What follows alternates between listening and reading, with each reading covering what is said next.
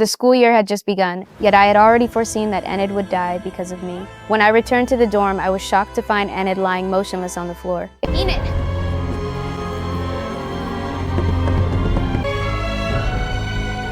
Thing? Get help! It turned out that today was Nevermore Academy's prank day. Students could freely play tricks on others. Someone had locked a vampire classmate in a coffin filled with garlic, someone had stolen a teacher's coffee, and someone unable to win over their crush had targeted their rival instead.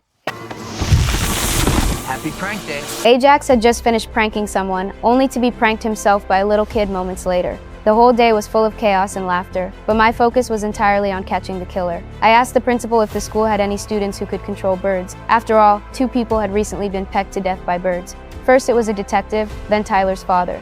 Tyler's father had once invited me to investigate a case with him. Last night, when I went to his house, I saw him dead, and from his mouth suddenly burst a swarm of crows that smashed through the glass and escaped. I tried to use my psychic abilities to see the mastermind, but sensed nothing. My mother said my black tears were a sign of a psychic catastrophe, and insisted I hand over Goody's spellbook immediately, but I believed I could solve the case without relying on psychic powers. Learning that the school had no bird-controlling students, I decided to go to the prison to see Tyler.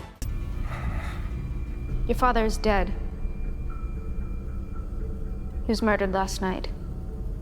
Tyler clearly didn't know anything. I told him that apart from his father, the other victim was also connected to his family. The killer must know his household very well. I tried to get information from him, but he refused to talk and even said that when he got out, he would kill little Ronnie. I mocked him for dreaming big while locked in a cage, which made him so furious he tried to attack me, only to be stunned by an electric shock. I didn't take him seriously. The urgent matter was finding the killer. When I got back to the dorm, Enid was nowhere to be found. A phone on the floor was vibrating. On the other end, a voice said the game had begun, giving me only 30 minutes to find Enid, or both she and her boyfriend would die. Immediately afterward, a clue card appeared in the room. I didn't know how the mastermind had thrown it in, but I quickly deduced that the letters on the card represented musical notes. I'll try them together.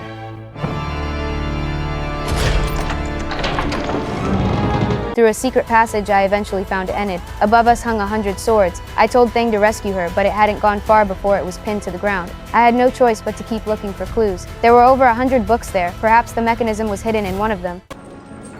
Of course, The Invisible Man by H.G. Wells.